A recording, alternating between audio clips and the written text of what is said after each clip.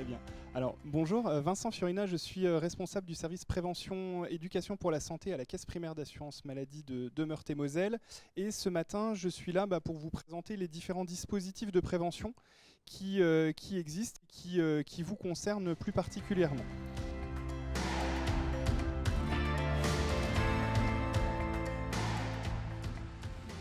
Alors, le premier point que je voulais aborder avec vous, vraiment le plus gros focus, c'est les dépistages organisés des cancers, hein, donc les 3 programmes de dépistage organisés, avec une nouveauté dans notre département depuis le 1er janvier 2021 maintenant, c'est le fait que le cancer du col de l'utérus est maintenant en dépistage organisé.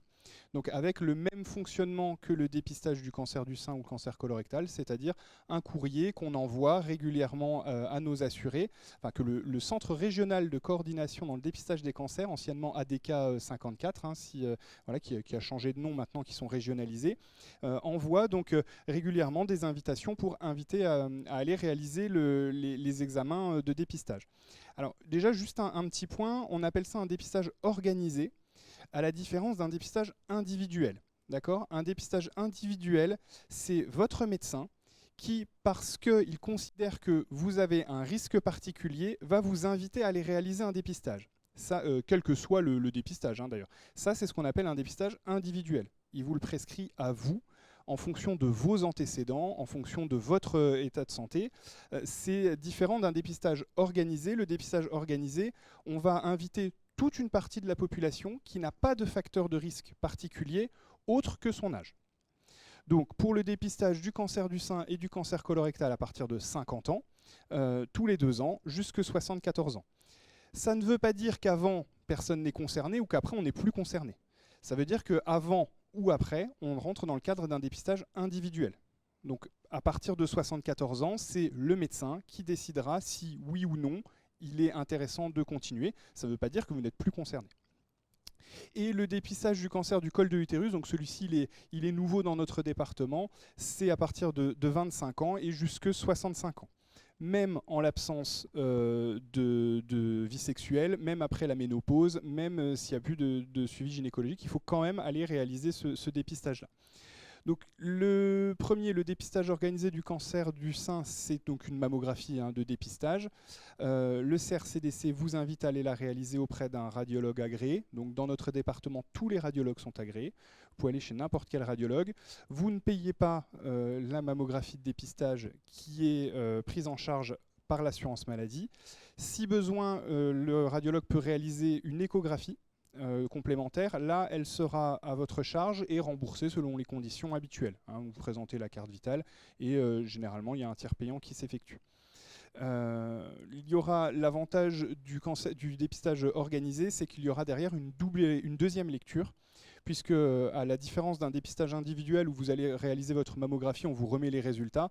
Dans le cadre du dépistage organisé, il y aura une deuxième lecture. Les résultats seront envoyés au centre régional de dépistage, au centre régional de coordination dans le dépistage des cancers, et un deuxième radiologue revérifiera les clichés. Donc l'idée, c'est d'avoir une vision plus fine et d'avoir un meilleur dépistage. Le deuxième, c'est le dépistage organisé du cancer colorectal, donc là qui concerne hommes et femmes, sur la même tranche d'âge, avec un test à réaliser soi-même, chez soi. Donc c'est un test qui a changé en 2016, 2015 ou 2016. Donc depuis, on est sur un test plus simple. Alors je ne sais pas si vous avez connu l'ancien, il y avait plusieurs prélèvements à effectuer. Maintenant, c'est un seul prélèvement.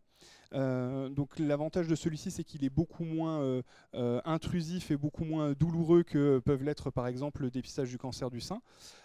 C'est un prélèvement, un recueil de sel effectué chez soi dans ses toilettes. Le test, alors ce dépistage-là, ce test ne sert pas à dépister le cancer. Hein, il sert à vérifier s'il n'y a pas de saignement, des traces de sang occultes. Auquel cas, si le test est positif, ça ne veut pas dire que vous avez un cancer, ça veut dire qu'il y a du sang dans les selles et il y aura des examens complémentaires à effectuer auprès d'un gastro-entérologue. Si vous êtes déjà suivi par un gastro-entérologue et si vous avez l'habitude de faire des coloscopies et que vous êtes suivi dans ce cadre-là, ce dépistage-là ne vous concerne pas. Vous réalisez après votre suivi classique avec le gastro-entérologue. Et le dépistage du cancer du col de l'utérus, donc jusque 65 ans. Là, on est sur un frottis de dépistage pour aller détecter la présence de cellules cancéreuses sur le col de l'utérus. Moi, je précise aussi sur le dépistage du cancer colorectal, ce que je ne vous l'ai pas dit. On a une nouveauté depuis fin de l'année dernière. Le dépistage du cancer colorectal, on vous envoyait une invitation et on vous invitait à aller retirer le kit chez votre médecin traitant. Il est possible, alors depuis l'année dernière, si vous êtes à l'aise, d'aller directement sur Internet pour le commander. Et depuis août-septembre de l'année dernière, il est possible de le retirer en officine. Maintenant, vous pouvez aller directement à la pharmacie et le demander directement à votre pharmacien. De la même manière que pour la vaccination antigrippale ou Covid, on a élargi le panel des personnes qui pouvaient vacciner. Et vous pouvez également vous faire vacciner en pharmacie. L'idée, c'est de faciliter l'accès et de ne pas avoir à retourner forcément chez son médecin traitant qui a peut-être des délais, qui n'est peut-être pas forcément à côté. L'idée, c'était de faciliter le circuit et de pouvoir aller au plus proche. Et vous allez à la pharmacie du coin, vous lui demandez, et normalement, il peut vous la remettre. Alors, on fait un envoi tous les 2 ans et généralement on fait 1 ou 2 rappels dans l'année. Ça dépend, et soit on fait un rappel courrier, alors ça c'est le CRCDC qui vous envoie l'invitation, qui lui fait une relance, et nous, assurance maladie, on peut aussi éventuellement faire une relance dans l'année, soit mail, soit SMS. Je précise, j'en profite, si l'assurance maladie vous envoie un mail ou un SMS, normalement il n'y a pas à cliquer dedans. Le mail ou le SMS, c'est juste, on n'envoie que des mails ou des SMS informatifs. Il n'y a jamais de lien à l'intérieur, on ne vous invite jamais à cliquer sur quoi que ce soit pour mettre quoi que ce soit à jour. L'envoi, on le fait tous les 2 ans, on fait 1 à 2 relances par an. Si vous ne l'avez pas fait, on refera, tous les 2 ans on vous renvoie. Si jamais vous n'êtes plus concerné, pour une raison ou pour une autre, et que vous n'avez plus besoin de les réaliser, à ce moment-là, au dos du courrier, vous pouvez remplir et renvoyer directement au CRCDC qui, lui, va vous retirer de ces listes. Parce que nous, on n'a pas forcément toujours l'information, ou pas toujours l'information tout de suite. Donc il se peut que si pour un suivi particulier, vous êtes amené à faire une coloscopie parce que votre gastro-entérologue vous a demandé d'en faire une, nous, on ne sait pas forcément que vous êtes allé réaliser une coloscopie dans les 6 derniers mois. On va vous renvoyer le courrier d'invitation pour vous demander d'aller le faire, alors même que vous n'êtes pas concerné. Donc c'est là, vous avez la possibilité au dos, si vous n'êtes plus concerné ou si vous ne souhaitez plus être embêté et ne souhaitez pas le faire, tout simplement, on ne force personne, vous pouvez compléter et renvoyer.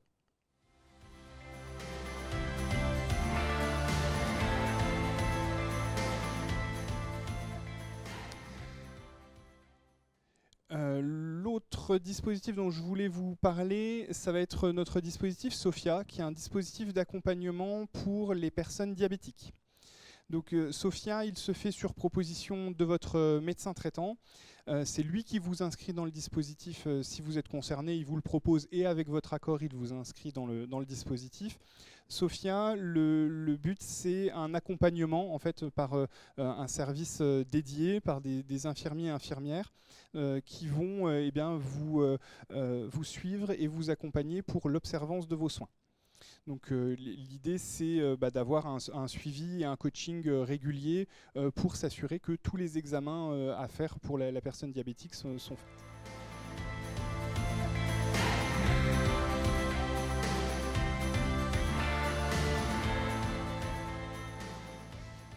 Les autres dispositifs dont je voulais vous parler, alors avant même de passer à cela, on a au sein de notre service, on a une nouveauté. On a une nouveauté qui ne figure pas à l'écran. Depuis la crise sanitaire, le gouvernement avait mis en place un accompagnement psychologique qui était au début dédié aux jeunes, donc enfants, ados et adolescents. Et devant les besoins et devant les difficultés qu'ont rencontrées certaines personnes lors de la crise sanitaire, il a été décidé de pérenniser ce dispositif et de l'ouvrir à l'ensemble des assurés. Et donc ce dispositif s'appelle Mon Parcours Psy. Donc depuis avril de l'année dernière, l'assurance maladie prend en charge maintenant des consultations chez le psychologue.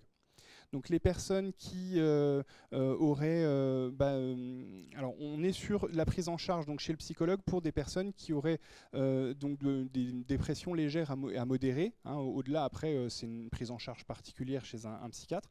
mais c'est là des personnes qui auraient donc dépression légère à modérée, syndrome dépressif, des personnes qui auraient un mal-être. L'assurance maladie maintenant, donc pareil, il faut être adressé par son médecin traitant, ça c'est le parcours de soins classique.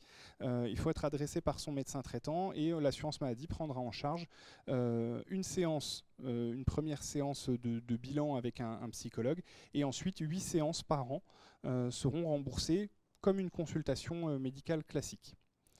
Donc ça c'est aussi une nouveauté.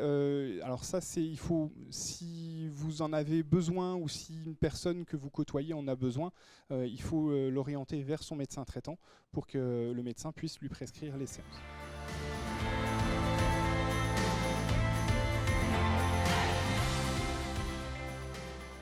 Ensuite, nos autres dispositifs, on a un dispositif donc, pour l'aide au sevrage tabagique. Donc l'assurance maladie rembourse maintenant tous les substituts nicotiniques comme des médicaments classiques. Donc un remboursement de tous les substituts et d'aide au sevrage tabagique avec une avance de frais de l'assurance maladie. Il n'y aura pas rien à dépenser. L'idée, c'est de permettre à toute personne qui souhaite arrêter de fumer de pouvoir bénéficier de l'aide, de toute l'aide appropriée sans que ses revenus soient un souci. Et ensuite, la dernière chose, c'est une campagne. Alors là, elle est terminée, je vous le dis avec plusieurs mois d'avance. C'est notre campagne annuelle sur vaccination antigrippale et Covid-19 maintenant. Donc vaccination qui est fortement recommandée pour toutes les personnes dites fragiles, femmes enceintes, personnes atteintes de maladies chroniques et toutes les personnes de plus de 65 ans. Donc pareil, là c'est l'assurance maladie qui envoie directement un courrier pour inviter les personnes, avec un bon de prise en charge, pour inviter toutes les personnes concernées à se faire vacciner sans avoir à avancer le vaccin.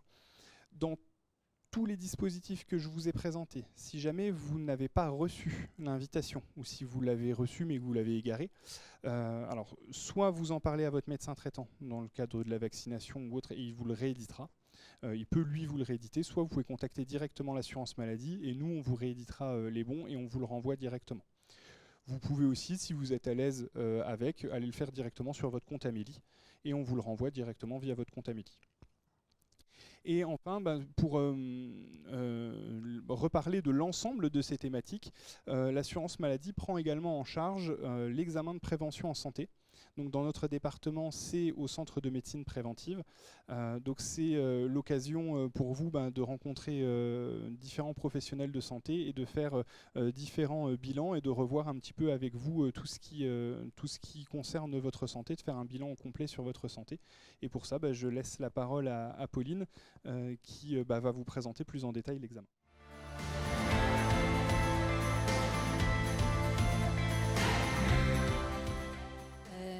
Bonjour à tout le monde, voilà, donc moi je m'appelle Pauline, je fais partie du centre de médecine préventive et je voulais présenter un peu plus en détail le bilan de santé pour ceux qui ne connaîtraient pas.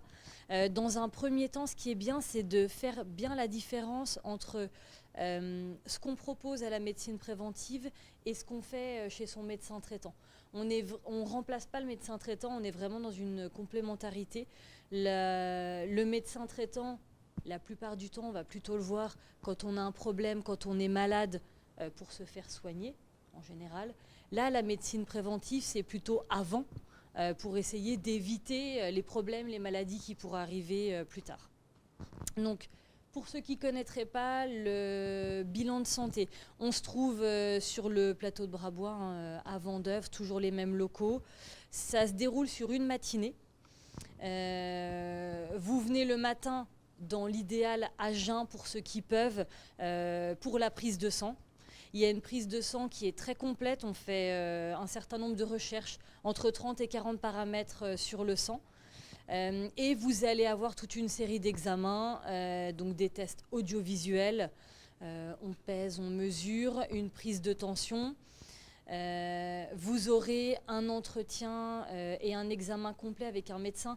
C'est important, c'est vraiment le temps fort du bilan. Pour ceux qui l'auraient déjà fait, il ne faut plus voir ça comme une suite d'examens.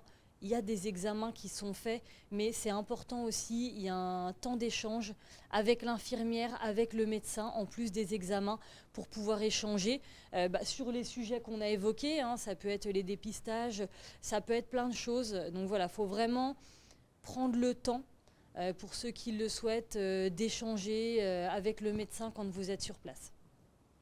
Donc le médecin, voilà, un temps d'échange, un examen complet. Vous passez aussi auprès d'un dentiste qui va vérifier l'état de la bouche et des dents.